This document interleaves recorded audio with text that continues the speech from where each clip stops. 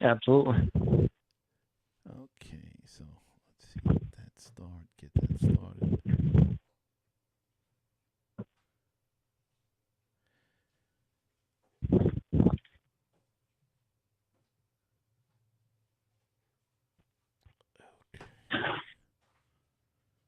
come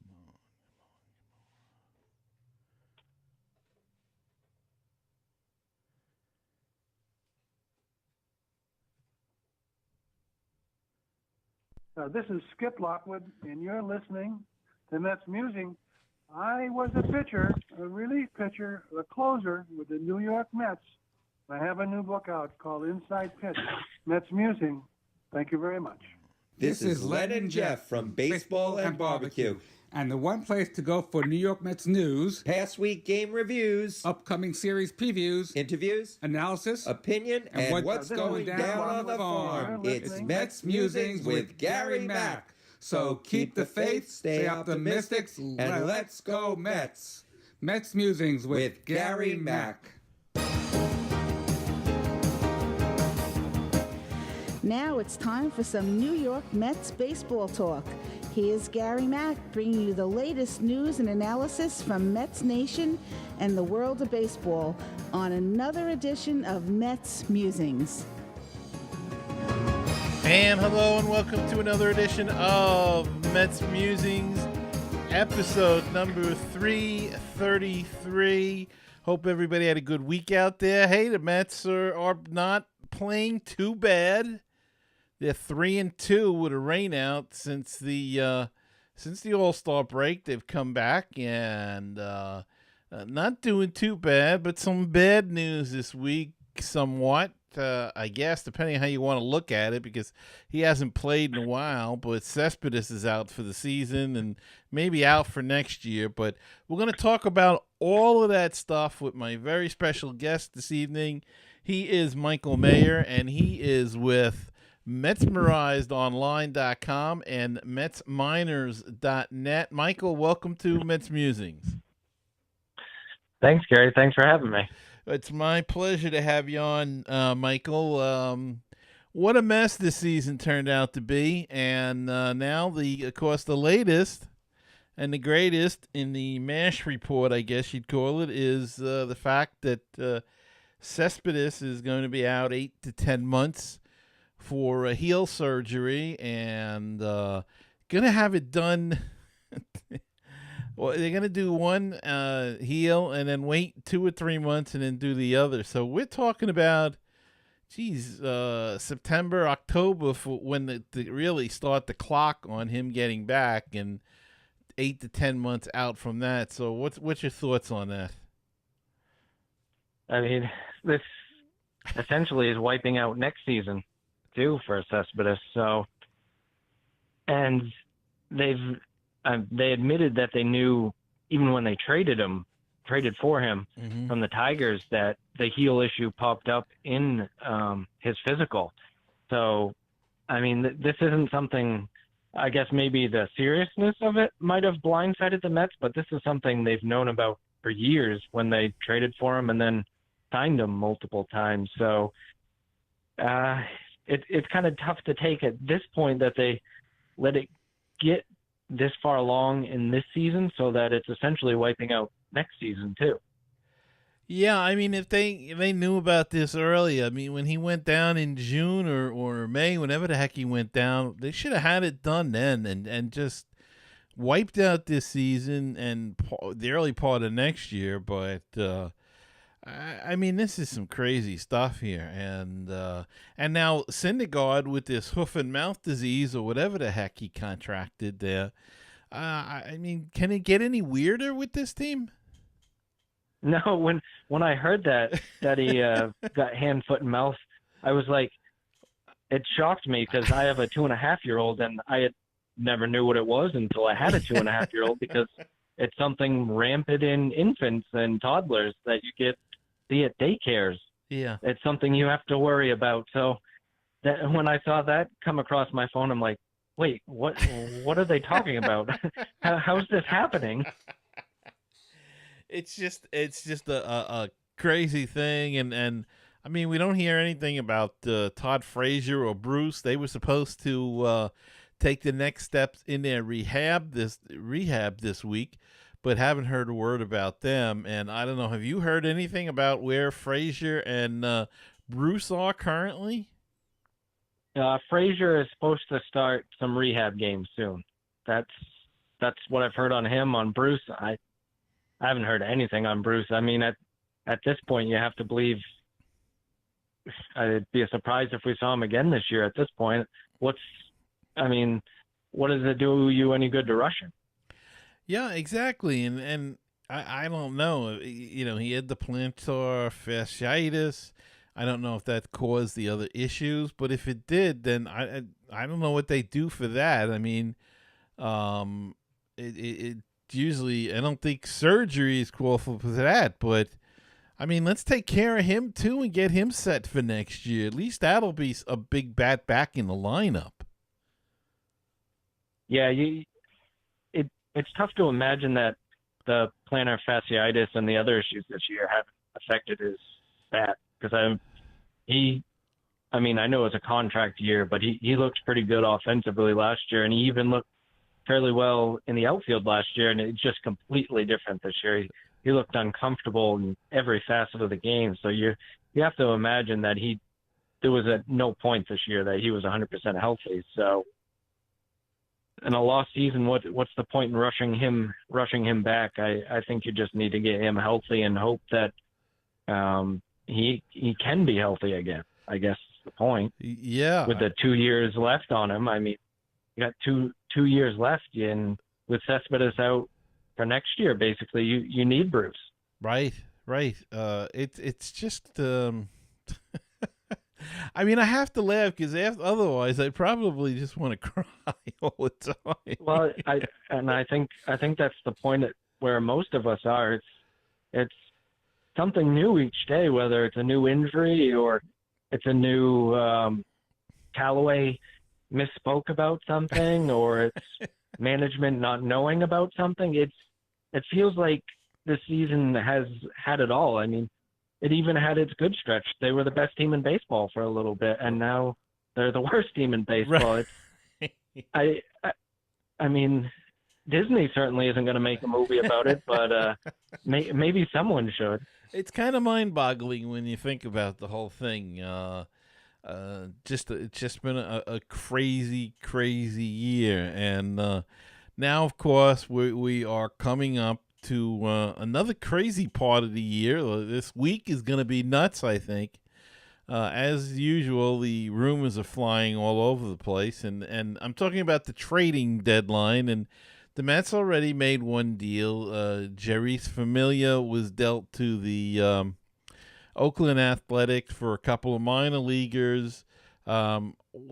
You're part of your expertise is in the minor league, so tell us, what's your opinion on that deal?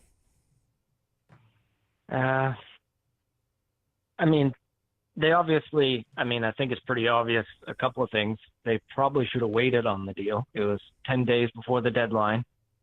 And Familia is one of the better relievers available. And they also could have got a better return if they didn't make the Oakland Athletics, of all teams, eat the remaining of his salary. Mm-hmm. So it's tough to be happy about a trade when you think of those two things right there. But to dive into the guys a little bit, Bobby Wall, the reliever they got, I do like him quite a bit. He's coming off TOS, same surgery that Harvey had, but he's been throwing 98, 99 this year coming off it, and he's been putting up crazy numbers in the Pacific Coast League, which is basically like playing on the moon. Mm-hmm. And I mean, we're talking like 68 strikeouts in 41 innings, and he's only given up, I think, 20 hits in that same span. I mean, I have no idea why, besides it being the Mets, why he didn't come straight to the major league team. He really should have. He's that type of guy. He should be in the major leagues right now. And then the other was third base prospect, William Toffee, who there's mixed reviews on him. I've talked to a couple of people that think he still has a chance to be a major league third baseman, and I've talked to some others that think he's nothing more than a bench bat. It kind of depends on his power. He's got a good eye at the plate. He plays a solid D, and so yeah, it's power is kind of going to make or break him, I think, depending on what he is. Fangraphs had him as high as their seventh ranked prospect, and I think Pipeline had him 17th. So there's obviously some differing opinions on him. Now, is there too much emphasis? Do we put too much emphasis on power all the time? I think it's tough because, I mean, obviously it's a big deal in the game today. I don't know if it's too much emphasis. I think maybe sometimes we emphasize it over more characteristics more than we should, such as making contact and stuff like that, getting on base more. But I don't know. I think we're in a decent spot right now. I know some people think there's too much emphasis on it. It really, to me, it depends on position and stuff like that.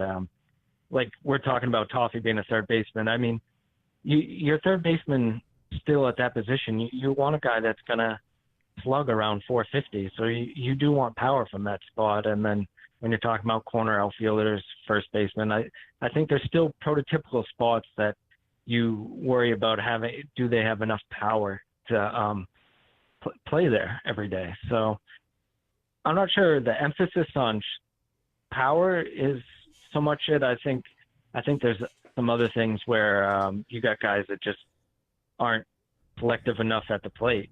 Mm-hmm. Yeah, and that's a big problem nowadays in baseball. Is we see the strikeouts skyrocketing throughout Major League Baseball. They're breaking records on a monthly basis, and we seem to forgotten how to play the game correctly. But that's why I ask about the power, because it seems everybody's obsessed with it. And you know, if you even on both sides of the ball, I mean, unless you're hitting 20 home runs or throwing a baseball 100 miles an hour, they don't even want to look at you anymore. And I think there's a lot of good players that could be slipping away from these teams. Oh yeah, I mean, I agree to a certain point. I mean, there's some guys I try as a minor league guy and following all these guys and trying to break down whether I think they're major leaguers or minor leagues. Power comes into it, strikeouts come into it too, but I try not to put an overemphasis on that.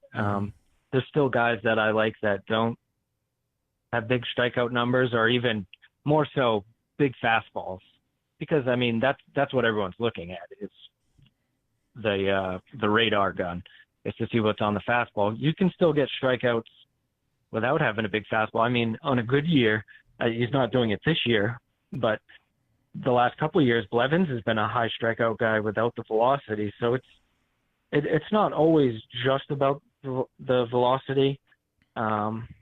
But I do hear what you're saying with the strikeouts. I mean, the numbers are going up every year. So at some point you kind of wonder, where do we get back into kind of that evening out, or does it not? Does it keep on rising? So it'll be interesting to see the next couple of years whether in the minor leagues you start seeing teams trying to get more contact. And I think part of it is it's not just guys hitting for too much power that's leading to strikeouts. I think you're also seeing guys take more pitches.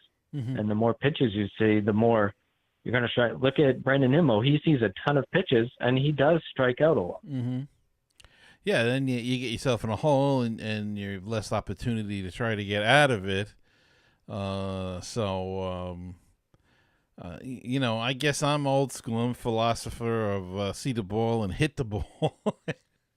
you get a good pitch within your zone, just go after it. But I don't know. It's all changed nowadays, and I guess I'm a dinosaur when it comes to that. Well, you mentioned MLB Pipeline before a little bit, and they actually upgraded the Mets farm system. Now, the Mets farm system has been pretty well maligned, I should say. And they actually updated it a little bit after the draft. What's your thoughts on that? Yeah, I think, like you're talking about today, it came out, their new list came out, and they had 4 Mets in the top 10, which, for reference, the Yankees had 4 guys in the top 10 too. So I think it's improving. And like you said with the draft, their first round pick, Jared Kalenic, I like him quite a bit. Some have compared him to Nimmo, partially both center fielders, both from small cold weather schools. Mm-hmm. He's got a much better arm than Nimmo, and I think right now he's still got a little more speed than Nimmo. He's stole 8 bases already and hasn't been caught. So I think he's got a pretty high ceiling. He struggled in Kingsport a little bit after tearing up the GCL, but I mean, he's due to slow down a little bit. I think he'll be fine. He's still walking, so I think it's just a matter of picking him back up. But it's an improving system. I know some people still rail on it because there's not a ton of talent at the upper levels. Most of the talent is at the lower levels, but even like right now, tonight, Jeff McNeil's playing in the major leagues, and he could be a huge piece for the Mets going forward. Mm-hmm. And that's coming up from the upper levels. And who knows, if the Mets trade Flores, we might see Alonso this year too. So that's another guy from the upper levels. So I know coming into the year, they were definitely a bottom 5 system in Major League Baseball, but right now I have them much closer to probably 18th to 22, somewhere in that range. And it could improve if they get another high draft pick. And, it certainly could. And you mentioned Peter Alonso. And, of course, for those who listen every week, and Peter Alonso was on with us last October. We interviewed him here on this show. And he's had an interesting year. He's made some great strides this season. And it really throws a wrench into the career of Dom Smith, if you will. I know I try to check on some of these guys, but I have to be honest, I haven't as of lately. I've been tied up with other things, and so I don't know how Alonso's doing. I don't know how Dom Smith is doing. I don't even know if Dom Smith is playing the outfield or first base. What's going on down in Vegas with those two right now, and how are they both doing? Well, Smith, since being sent down, has been playing left field. Okay. And he's not hitting. I think his OPS in AAA is now under 700. So, and we're right around 700, and we're not talking about. Again, we're talking about the PCL, which is where hitters love to hit. I mean, that's a place where Eric Campbell put up a 900 OPS. So, but back onto Alonso. Alonso, he struggled for the first 20 games or so in AAA pretty bad. I don't know if it was pressing or him kind of hoping that he was the guy that was going to come to the major leagues instead of Smith. Whatever it was, he's gotten through that now, and he's been on fire the last week or so. He's hit 3 home runs in the last 6 games, and he's looked much better. So I think he's finally through that kind of slump that he had. And defensively, has he picked up his game? I know he said that over the winter, one of the things he was working on, and I believe he went to the Arizona Fall League last year. He went to the Instructs, the Mets Instructs, okay. And right. That actually allowed him to work with Tim Tuffle there. And when I talked to Alonso a couple months ago, he was very thankful for the help that Tuffle had put in, and you could see it on the field. he's still not a good defensive first baseman. You even might put him just a notch below average, but he's definitely improved. He looks a little better around the bag.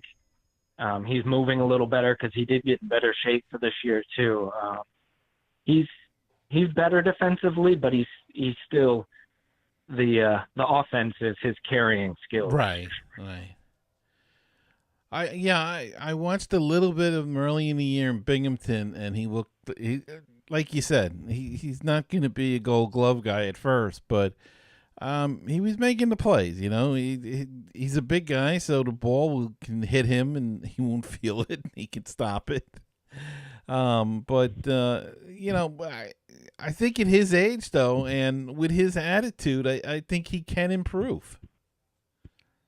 Oh, definitely, and I think one of the great things about him is he realized this offseason that this was something that he needed to do. He had a brutal defensive year the year before, and he wasn't happy with himself. And he knew he needed to go out and improve that, and that's why he went to Instructs, which is very uncommon for that type of draft pick and his age. So it was good to see that, and for him to go out and not only work on it, but also to get himself in better shape to kind of play around the bag. It's good to see. Everything, I've talked to him a couple of times now. Everything I've heard from him is the kid just loves playing baseball and just wants to get better. So it's between that and the elite power that he has. I think he's a major league bat. That's for sure. Mm-hmm. And also recently, a couple of days ago, or last Sunday or something, the Mets promoted their top prospect, I guess he is now, 19-year-old shortstop Andres Jimenez, to Double-A Binghamton. He's been exploding out of nowhere, and he's only 19 years old. Are we going to see him soon, and where is he going to play? Yeah, it's going to be an interesting question once he gets even closer to the big leagues, because he's a shortstop and he's a good shortstop. And obviously Rosario is at shortstop right now for the Mets, and so I mean he's in Double-A. He's only played 3 games there now, so I mean he's not pushing anything yet. And like you said, he is only 19, but I mean come second half next year, if he's playing really well, assumingly still in Double-A, and Rosario's still struggling defensively at shortstop, you got to kind of, at some point, you have to try to figure out how those two work with each other up the middle. Do you move Rosario to second and keep Jimenez at short? Or I think, because a lot of people talk to me about it, because Jimenez and Rosario both played in low A around the same age, both extremely young for the league when they did.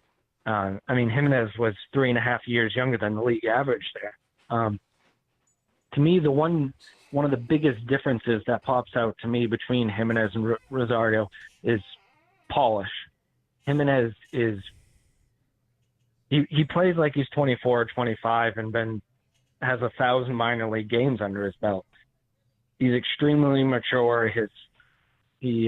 Everything he does is so smooth and easy, and all the coaches I talk to just love him because he's so coachable and knowledgeable, and he has great instincts. And just putting that all together, I think if he hits, I think they're going to have a tough time moving him off the shortstop. I think he's a major league shortstop because, let's face it, Rosario, while he's been hitting better lately, and I think that he is going to hit better at the major league level, his defense has severely struggled there.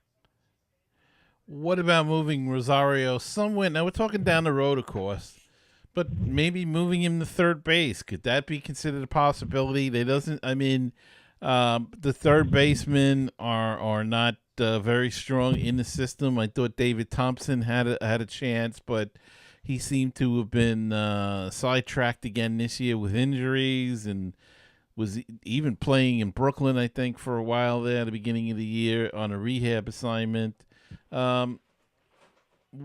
is there any third base prospect in the minors at this time? And what would what would be the thought in moving Rosario perhaps to third base? No, I think that's a good point. If you do stick Jimenez at shortstop, you decide that's what you're doing there. You could move Rosario to third. The Mets did expose him to some third base last year, so he has a little bit of experience there, and he is a little bigger bodied guy to play second, so third might be the best spot for him. And like you said, they don't have much in the way of third base prospects. I mean, you could make an argument that Toffee that they just traded for is their best third base prospect in the whole system, other than, well, at the higher end of the system, I can't forget Mark Ventos, but he's the second round pick from last year, but he's in Kingsport. So, but yeah, Toffee's when you're talking proximity to the majors, he's the top prospect at third. So, and I think they have more options at second than they do at third, because you have McNeil, who I think is going to get plenty of playing time to finish the season, to see if he can be that second base guy. So between McNeil and then you still have TJ Rivera whenever he comes back. If they keep Flores, Cicchini, Guillorme, I mean, second base is there's definitely more options there than there is third. Definitely, and I mean, they could move Flores to third and all of that. But I know you've been tweeting all season about McNeil, and you must be very excited that he's now here. Yes, I try not to. I know it might seem like I'm beating a dead horse at some point, but it's just I've followed McNeil for a while, and even so far as 2-3 years ago, I thought he was a major leaguer as a utility guy, and he's a different player. He's had a crazy career path, because in 2016, that offseason, he decided that he was going to bulk up a little bit and try to hit for a little more power. And he started off good. Problem was he got hurt. He had a double sports hernia, and they also found out while they were there that he needed a hip surgery too. So he had all of that done in a short period and missed the entire season. And then came back last year and had some issues too. And again, he still did show off some more power. But this year was finally the breakout from the power-wise for him. So I think he's a legit major league hitter, because he hits for power, but he doesn't strike out much, like we were talking about earlier. Mm-hmm. He's only struck out, I think the last time I checked, I think he'd only struck out 42 times all year compared to 36 walks. So, I mean, that's pretty rare for a guy that has as much power as him. He has 26 doubles and 19 homers in the minor leagues this year to only have 42 strikeouts. That's just not something you see very often. Mm-hmm. And let's hope, as you say, he's in the lineup tonight. Let's hope that he can show and he gets a chance to play. He's getting a chance now at third base. I think that if they move, or I should say when they move Cabrera by next week, he should get moved to second. Hopefully Frazier will be ready to come back by then, and they can see what they have for next year. But as you said, there is quite a log jam. But Cicchini, again, he's down with an injury, I believe. I don't know if he's back yet. Is he back? No, it's the mysterious injury of fouling a ball off his foot in, I believe it was early May. He came back and did some baseball stuff, and they thought he was going to get close to go. And then he's been rehabbing it since. So, I mean, we're talking he's missing almost 3 months now after fouling a ball off his foot, and there was never any surgery or break or anything like that. So, I mean, his status has kind of been up in the air, which is too bad, because he was swinging the bat pretty well, and he looked better this spring. His swing did. He made some adjustments in his swing to he had a nasty loop in it last year. Yeah. and he cut down on that, and he was lifting the ball a little more too. So it was bad timing. I mean, really, we probably would have seen him get some run in the major leagues this year quite a bit instead of Guillorme. So it's all a matter of timing, it seems, and being healthy is so important. When that opportunity knocks, you got to be ready. And unfortunately, we spoke about Dom Smith, and he never took advantage of the opportunities when they were about. And it doesn't seem like he's doing much now. But you tweeted a little while ago about the Mets are scouting a center fielder, I believe it was, from the Brewers organization. Can you tell us a little bit about more? And is that what you hear possibly about the Wheeler trade? For those that don't know, the Mets are talking to Milwaukee about a deal for Zach Wheeler going to the Brewers. Nothing is set in stone yet, but tell us a little bit about some of the players that they might be able to get back. Well, like you said, Corey Ray is the one I tweeted about earlier, center fielder. He was a first-round pick a couple years ago. You might not like him. He strikes out a ton, but he's got 20 home runs this year as a center fielder. He's got, I think it's 54 extra base hits overall as a center fielder and 32 stolen bases. He walks at a good clip. He plays a pretty good center field. So, I mean, again, getting back to what we started this conversation with Cespedes being out, I mean, what they really need, I know they've been playing Nimmo and Conforto there, but what they really need is a center fielder. Mm-hmm.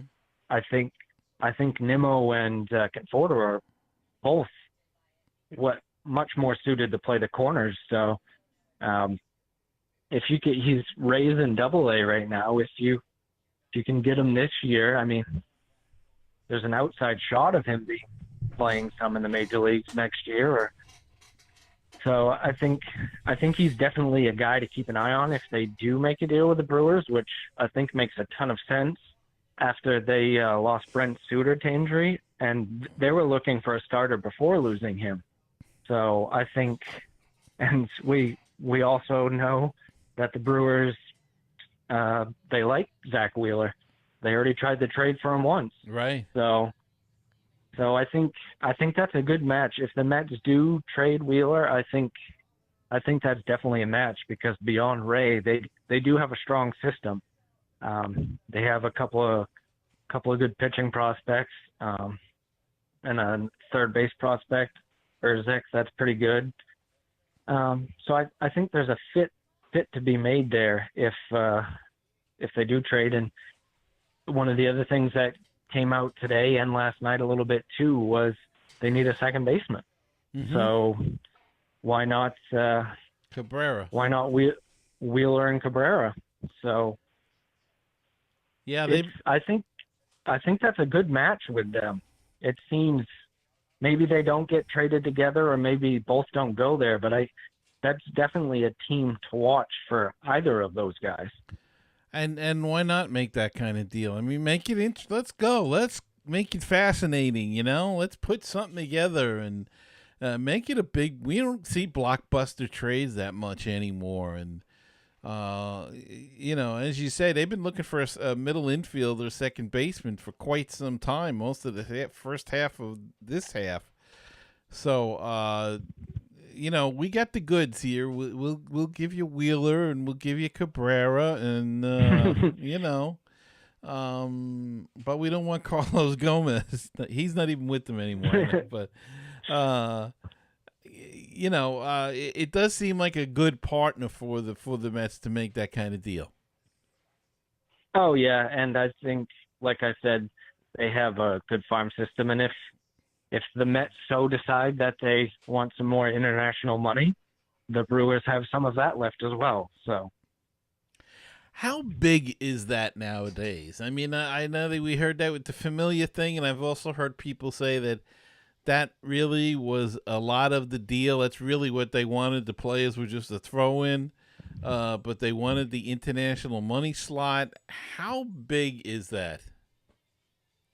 I mean, it can be huge. I know he's struggling right now, but for example, Ahmed Rosario, the Mets got him for 1.75 million when they signed him. So they got $1 million back. That's about half of that. I mean, you can get a very solid prospect in the national pool for $1 million. Or what I've heard is they'd rather go out and get maybe 4 or 5 guys with that. They're trusting Omar to scout these guys and have him pick out a couple. For somewhat interesting is that's exactly how they got Juris Familia. He was an international free agent that they gave $100,000 signing bonus to. So, I mean, if you spend it wisely, it can be very important. And like you said with the prospects, for $1 million, if they decide to go get 5 or 6 guys, then you have 5 or 6 new prospects that you hope Mania can pick out at least 1 or 2 of those guys that make an impact at some point. And didn't they sign one of the top international guys this year? Yes, they signed a catcher and outfielder. The catcher was 2.7 mil, and the outfielder was, I think he was like 1. I don't remember his, but it was like 1.5 or something like that. But yeah, they were both in the top 20, 25, depending on the ranking systems.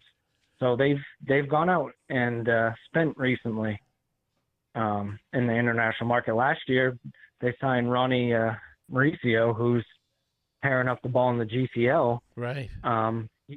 They signed him for $2.1 million last year, and they don't do it very often. They skipped the whole Dominican Summer League with him and brought him straight to the States to play, and all he's done is hit. So he's certainly looked like the real deal so far. And maybe we'll see him in Brooklyn next year. So this year's draft, I know we're jumping around a little bit here, but it's popping into my head. So this year's draft, good, bad, indifferent. Like you said, the number 1 pick is seemingly been right on target. There was some question about the number 2 pick, and then the picks after that got some solid reviews. What's your thoughts about that? After the number 1 pick, if I had to give it a grade, I'd probably say a C. I don't think there's a whole lot of excitement in it. With that being said, their second round pick, he just screams Omar Minaya. Like I would bet a lot of money on the fact that Minaya was behind getting Woods Richardson. And because he was a 2-way player in high school, good athlete, very good athlete. And if you want to get excited, he already made his first pro appearance the other day, and he hit 99 miles per hour 3 times in a row. So, wow. Yeah. And this is, I mean, we're talking about a 18-year-old kid. So there's obviously some still mechanical things, and this was just 1 inning. He only threw 1 inning in his debut, but that's obviously still a pretty solid debut to go out and throw a scoreless inning and hit 99 3 times. And any idea how Phil Capra is doing at all? No, he's in Kingsport, and I don't think he's. Well, they had the other catcher there, Hayden Sanger, who was getting a majority of the playing time behind the plate until he got promoted to Brooklyn. But he hasn't done anything that stood out to me. Some of the other pitchers from the draft, lefty Kevin Smith from the 7th round, he's pitched really well in Brooklyn. Adam Hill, their 4th rounder, he's pitched well in Brooklyn. I guess Riley Gilliam, their 5th rounder, who a lot of people said is a guy who could fly right up through the system if they wanted him to. He's pitched fairly well to start.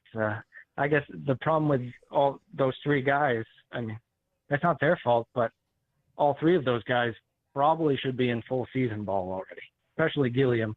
I mean, this was a guy that Jim Callis listed as one of the top 5 fast movers. He could be in the major leagues quicker than most of the guys in the draft.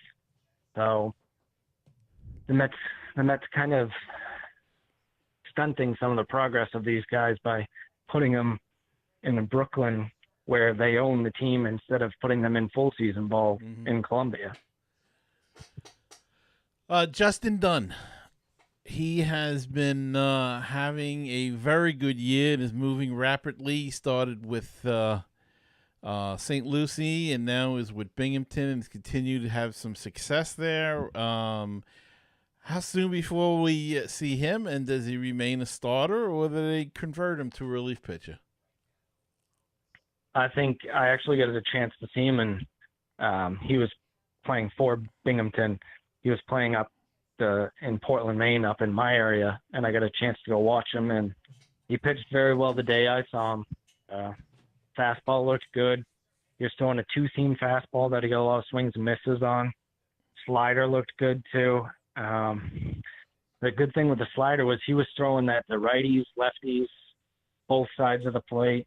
Right now, I think the one thing I see from him that he needs to improve is his changeup, which will obviously help him get lefties out if he improves on that. He didn't throw a ton of them when I saw him, and none of the ones that I saw had good movement on it. So I think changeup is something we need to look for going ahead with him. But I still think he throws that 2-seamer with enough movement with the slider and the 4-seamer. I think right now he's still, even without the development of his changeup, I still think he could be a back-end starter. So I think it's a matter of whether the development of his changeup makes him into a frontline starter, because the rest of his stuff is good enough, and he's showing good enough control that I think he's a starter long term, and that's certainly not how most people saw it coming into the season. There was definitely people that wanted to push him to the bullpen already. Right. And they were talking about that when he first got signed, and I saw him pitch in Brooklyn, but he was awesome there. He looked very good, but he was limited to 3 innings all the time, and coming off his college season and then being drafted by the Mets that year. But Anthony Kay, another guy, if you don't mind, he got off to a very good start this year. How is he progressing? He's been pitching very well after his promotion to St. Lucie. He's got a ERA, I think it's 1.42 right now for St. Lucie, and he's pitched well.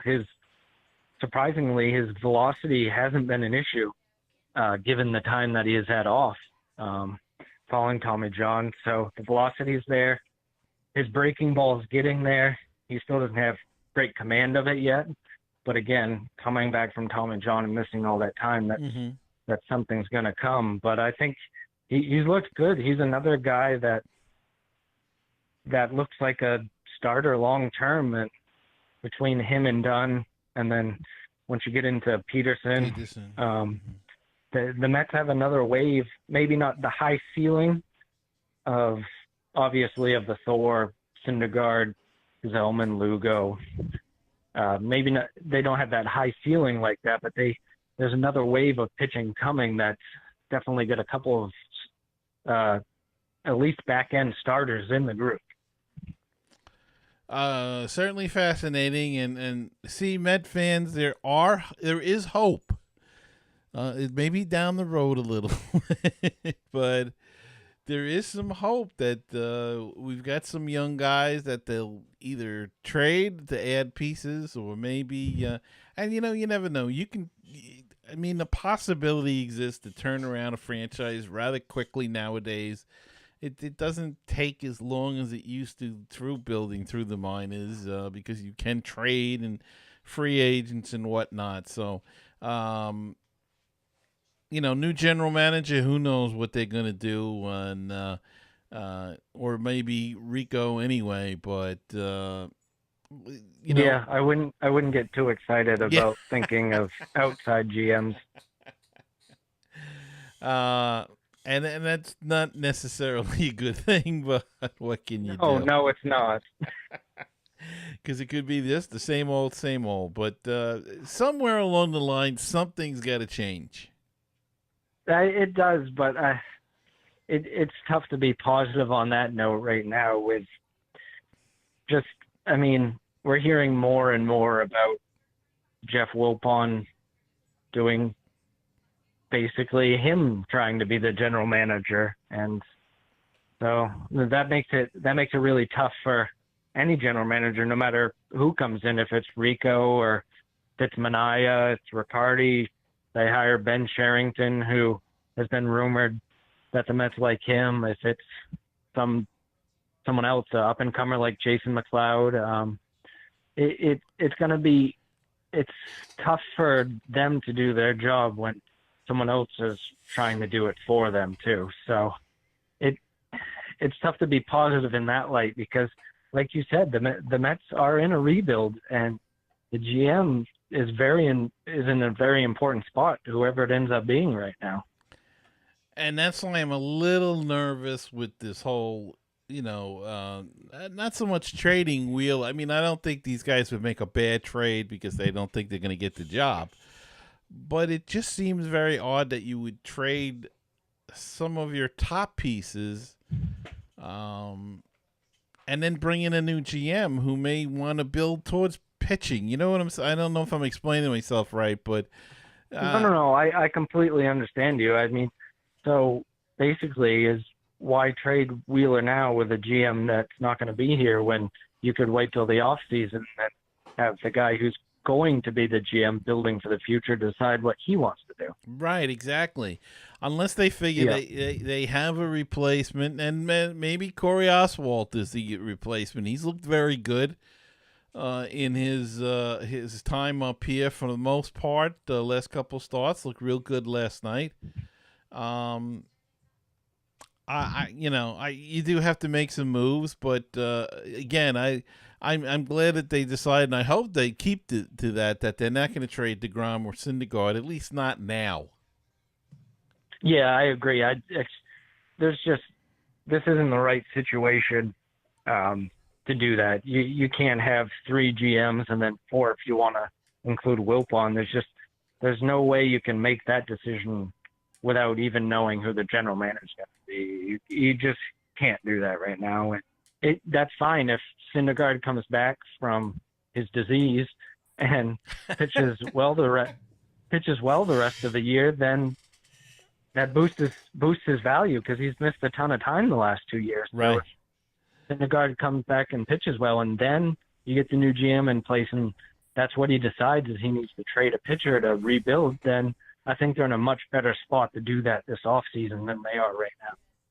I still had to laugh when I heard I keep calling it hand to mouth to whatever. I don't know. I call it hoof and mouth disease, but that's not the proper term. Well, Michael, I want to thank you so much for being on the show tonight, and tell everybody where they can read your stuff other than Twitter. Right on MetsMerizedOnline.com and MetsMinors.net. You can catch me at both of them. I'm around quite a bit. Message me on Twitter. I'm always available there at Mike Mayer MMO. Okay, so good. And just stay on the line a minute. I'm going to end this show, and I hope everybody has a great week out there. And what can I say? They're playing a little bit better. We'll see who we have next week. But until then, remember to keep the faith, stay optimistic, and let's go Mets.